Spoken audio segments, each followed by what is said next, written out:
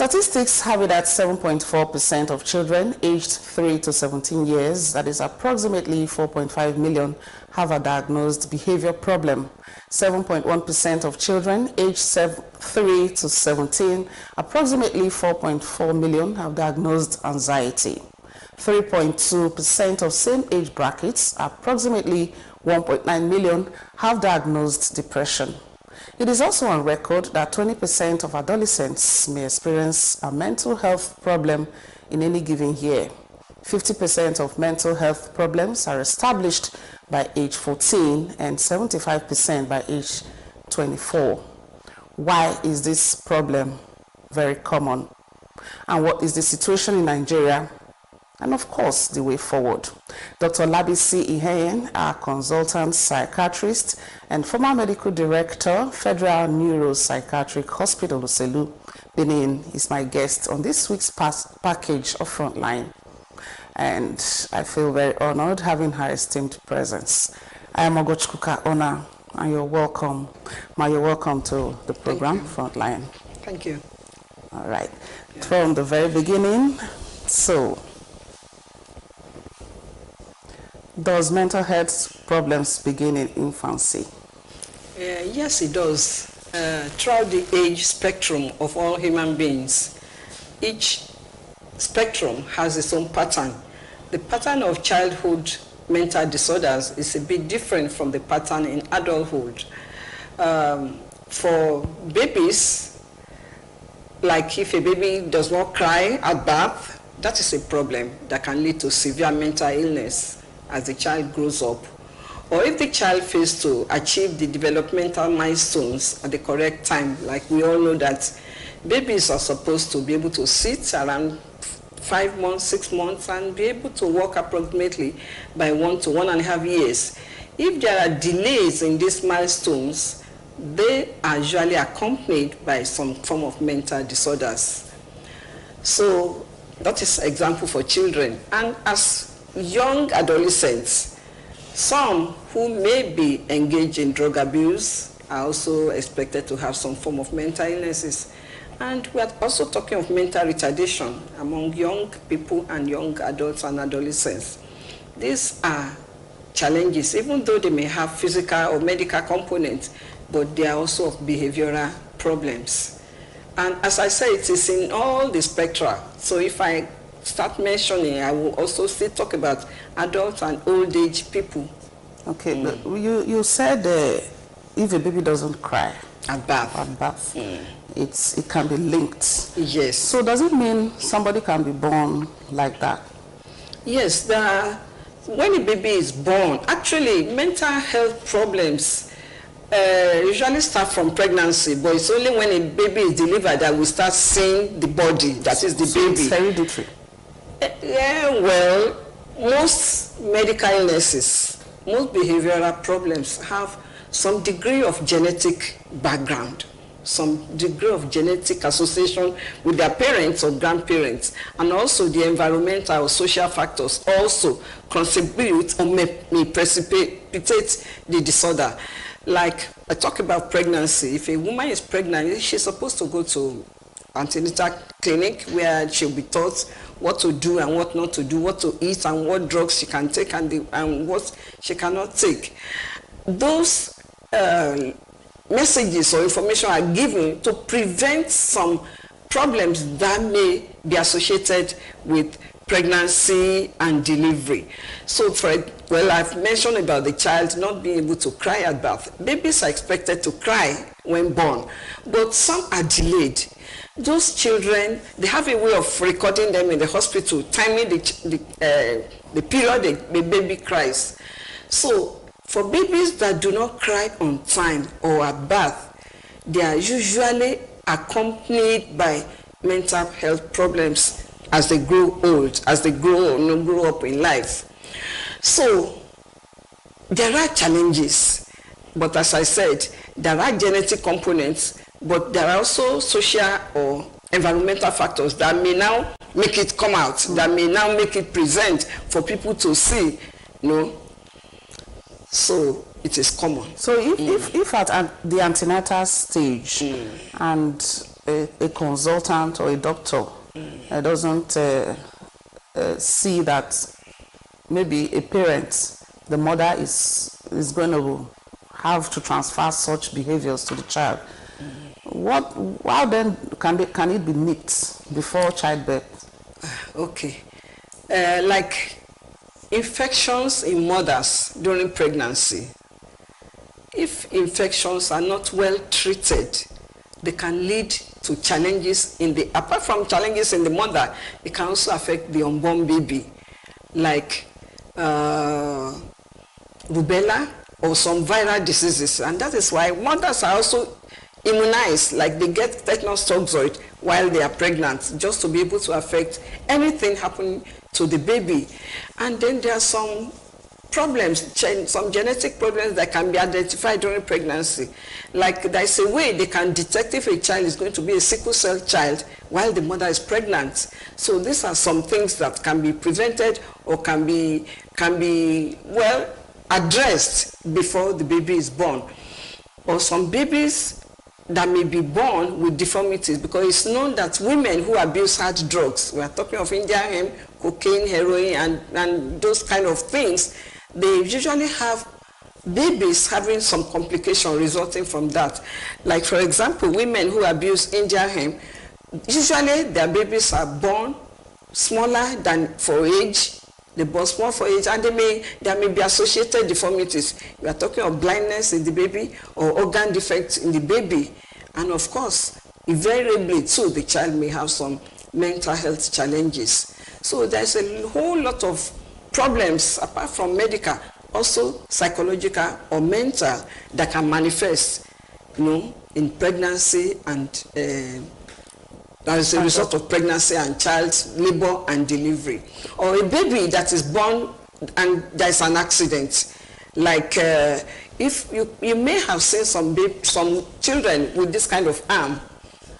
Such result from problems associated with bringing out the baby, during birth. If a baby is too big for the size of the womb and the pelvis to come out, pulling out the baby can affect the nerves in the neck that supply the arm. And invariably, such a child, they call it Erb's paralysis. Such can be prevented, because if a woman is in labor, they test her, they assess the size of the baby, they can do operation to bring out the baby clean and fine. But if the baby is forced to come out, it may result in that kind of paralysis. And that may even affect the child psychologically. Of course, deformity, a kind of physical handicap will be a challenge to the baby. Okay. So what's the prevalence rate in Nigeria? Actually, mental illness, research work by the researchers in WHO have estimated that 1/4 of all inhabitants of the earth, I'm talking of 25% now, will have a mental illness at one time or the other in their lifetime. And the figure is approximately the same for all races. We are talking of Indians, Chinese, Europeans, Australians, and Africans. It is believed, and research work has confirmed it, that 1/4, 1 in every 4 persons working on earth will have a mental illness. And the commonest form of mental illness among human beings is depressive illness. Depression is quite common. It's depression that leads to suicide. Unfortunately, many people do not believe that suicide can be a complication of a medical problem, but it is, because Africans usually think of only the spiritual aspects of any matter.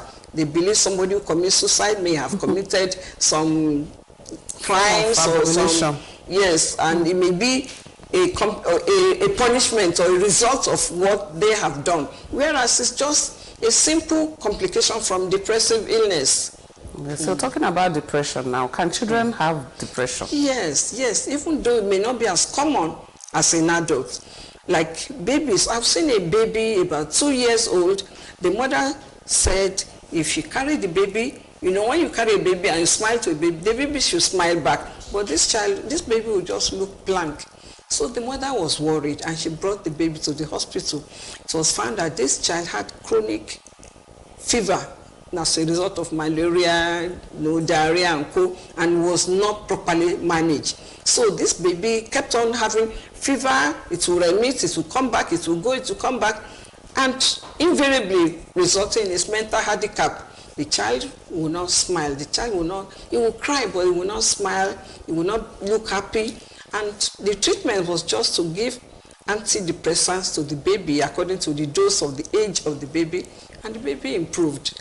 Okay, so will that not affect him afterwards in life? If the child is not lucky, he may continue to suffer from depression in his life.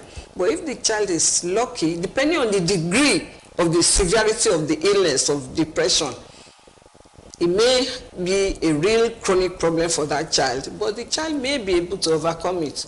And this comes to mind about the emotional support parents should need to give to children at home, because many children that invariably have mental disorders, if you look at their history, they are likely to come from homes where they do not have enough emotional support. I'm not talking of the financial support, say, okay, I pay school fees, I give money for food. No, the mother should have time to talk to the child, monitor the child's growth, monitor his friends, monitor everything that he or she does, encourage the child in areas that are good, and of course, discipline the child. So children that lack all those, invariably, by the time they get to adulthood, you see the signs. They are such that will join bad gangs, they are such that will be involved in armed robbery, cultism, gang raping, and all those social devices. There are those also that will have risky behaviors. When I'm talking of risky behaviors, I'm talking of prostitution, transferring HIV from one person to the other, and all those mess that one can experience in life. Because you see that parents who devote time to nurture their children, even though 1 out of 3 or 4 may go off the track, but majority will behave well and they will be responsible adults when they become big. So what was the link between depression and the mental health? Depression is an example of mental illness. Okay, now let me talk about mental illness, because Africans believe people that have mental illness are only those people who pick rubbish on the streets. Mm-hmm. But it's not. Mental illness is a very big umbrella under which sleep disorder is. When you have sleep problem, persistent sleep problem for 2 weeks, 3 weeks, you are not sleeping well, it's a sign of mental illness. Or somebody that keeps on thinking about, oh, this life is terrible, how am I going to survive, I'm not making it. It's always gloomy about life. It's always thinking of hopelessness. That is an example of depression, and it's a mental illness. Or somebody who becomes excited very easily, who comes everywhere and brings lies, cheering everybody up, interfering in other people's businesses, wearing very bright colored clothes, and does not seem to be unhappy at any time. That, if it is persistent and excessive, it is a mental illness. And of course, we are now talking of also people who speech does not make sense. They talk, but you can't make out what they are saying. And they seem to talk alone. They talk to themselves. That's an example of what we call schizophrenia. So you can see that schizophrenia, that is somebody talking nonsense, is a big difference from somebody who has depression. Somebody who has depression will look at life as being gloomy, hopeless, everything, dull, you will not be happy. Although nothing stops somebody who has depression from not having schizophrenia. It can combine in some people. But I'm only trying to clarify so that you can know the difference between somebody who is talking nonsense, who is hoarding rubbish, who is being naked on the streets, different from somebody who just has depressive illness, and also still different from somebody who is excited everywhere, is wobbling. So you can see there are so many shades of mental illnesses, even sexual disorders, inability to make love between husband and wife, or delayed gratification, or erectile impotence. These are all examples of mental illnesses. It's so funny. There's this school of thought, Ma, that everybody has a little bit of mental illness in them. Is that correct? You know, we human beings, we have our own different personalities. All of us, we have our own character that God has placed in all of us. But it is only when it becomes excessive that you say something is wrong. Like some people, they always get angry. That may be their personality, but it is now when it becomes excessive, they get angry with on little things, they become angry, they fight, they quarrel, then you say unnecessarily, easily and quickly, then it becomes a problem. But naturally, if you see something to make you angry, of course you'll be angry, then you will find solution to it, and that's the end. But some people, no matter what you say, no matter what you do to pacify them, they continue to be angry. Then it becomes a problem. Now what about laughing over? Yes. Somebody who is too jolly all the time. It's also a problem if it becomes excessive. Then let me also talk about dressing and appearance. In the past, like in the 50s and 60s and 70s, if a boy weaves his hair, you say this is you may say the person is mad, it's a problem. Or if a boy wears earrings. But now it's tolerable. You see boys weaving their hair, boys wearing earrings, and girls doing whatever. So it shows that it is when something becomes excessive that it becomes abnormal. So you may say, well, all of us have a degree of abnormality in us. Well, you may say it's correct, but at the same time, it is when it becomes excessive, when it disturbs the feeling of people around you, that you say it is abnormal. All right, let's talk about suicide and depression. Okay. Is it every mentally ill or mentally tormented person that thinks about suicide? Or is it only those who are depressed? Yes. Suicide is a complication of depression. When I say complication, let me give you an example. Like if you have malaria fever and the fever is not well treated, among the complications you expect from that malaria is what they call cerebral malaria. It will affect the brain, and the person will be talking nonsense. The body will be hot, and until a treatment is given. That's what they call in the local parlance high fever. Yes, that may be what they refer to as high fever. So suicide is a severity of depression. Depression, as I try to explain it, the person will be sad, it will be gloomy, the person will lose appetite, the person will not sleep well, the person may not be able to concentrate again. If the person is an executive in his office, maybe previously he can read 3-4 pages of newspaper at a time, but when depression comes, to even read a page will become a problem. If it's a trader, to count naira and kobo becomes a problem. If it's a student, to go for lectures, run to do assignments, to do many things becomes a problem. So they will not be able to concentrate properly. They won't be able to think right again. Everywhere will just be gloomy. It is at that stage, if it continues like that, and there's no treatment, the person may think it's better to die. That all this I'm experiencing, people seem not to understand what I'm going through, and there's no solution. So something will just come up to his mind. He'll say, let me just end it all. So how do family members and friends exactly how to recognize it? Very good question.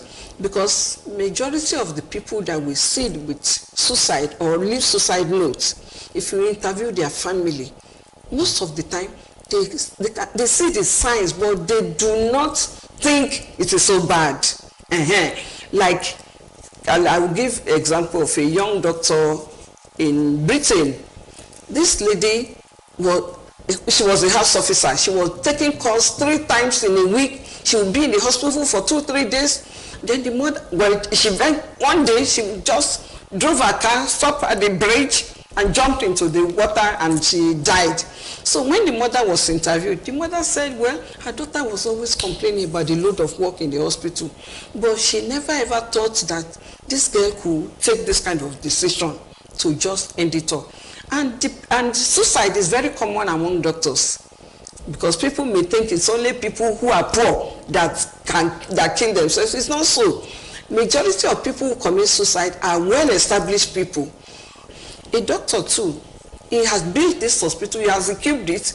The week of opening, they opened the hospital, and then he just went into one of the rooms and tied himself up, and he died. Initially, the family reaction is that, oh, it's the wife. The wife must be responsible. She wanted to inherit the hospital. But when investigations were done, it was revealed that this man had been going for treatments for depressive illness. And as I said, suicide is a recognized complication of mental illness. And of course, all of us will read in the newspapers from time to time stories of people who are frustrated in one way or the other. Like one man that said the police seized his motorcycle. He felt this is the only means of livelihood for him, no other hope, no other thing, and he committed suicide. So it's very common. But the family had failed to recognize, or they may recognize, but they may just feel, pull yourself up. You don't be sad. Cheer up, cheer up. They will not know that depression is more of a medical illness. It's not just mere what you see. Or linked to traditional... Exactly. And that maybe it's home trouble or spiritual. No. It is a recognized medical treatment, medical problem that can be treated. All right. So if we can observe this in adults, adolescents, what about children? How can we know that a child is depressed? Yes. There are still signs, like what you have just said reminded me of a girl, SS2 girl, black. She had been complaining to the mother that among the siblings, she's the one that is ugly. No, that's even an adolescent. What about in children who find it difficult to even express themselves? Well, for those children who have not had sense of taking their lives, it may be difficult. They can't take their life because they don't know what to do. But they may be crying excessively. They may always be crying and crying. Maybe it's a child that the mother most of the time is not available, and the child has developed attachment to that mother. That child will be crying every day, and excessive crying is also a sign of depression. Because as I said, in adult, the adult will be very sad. The adult will cry and cry and cry many times. Or if the adult cannot cry, he or she may feel, oh, crying will have been better, but I can't cry. And the person will feel withdrawn. You feel withdrawn from everybody. Like the girl you are trying to tell us who feels she was ugly. Exactly. So such a child, she was not eating anymore. Until suddenly, her mother saw that she was trying to slash her wrist in the kitchen. She went to take the knife, and I think it's just providence that made the mother, see her immediately. She attempted to take her life. Stigmatization. And then this issue of stigmatization too, because nobody, apart from the fact that you want to commit suicide or you are tempted committing suicide, you are stigmatized. For the mere fact that some people have mental illness, it's also, to them, it's a sort of stigma. But if people are educated, if people are enlightened, that mental illness is just like any other medical illness. It can affect anybody. And we see shades of people in the hospital, students, lawyers, doctors, politicians, who are on treatment. So there's nothing strange and bizarre that somebody has a mental illness. Once you see the psychiatrist, you'll be properly treated and you'll be fine. There are many celebrities that we know that have mental illnesses. So my mental illness was quite common. It's very, very common. Even in the biblical days, it was common. Okay, so what's the way forward? The way forward is for everybody to know what makes good mental health. Good mental health is not just the absence of diseases, but a stable relationship of your physical, your social, your emotional, and your financial status. If all work in harmony, then you are fine. But if you don't have money, you want to do things, you can't get them done. You want to achieve, you want to go to school, there's no fund. You want to make progress in your life, there's no money. That is definitely a source of depression. So it is when all these parameters are not good that any person will just be tipped off, will become mentally ill. All right. Our medical facilities in the country, can we measure up to the number of cases we're having? At all. In Africa, particularly in Africa, the number of mental cases are so overwhelming that the few doctors and nurses available in the country cannot meet up. But the tradomedical people, somehow they are still trying in a way.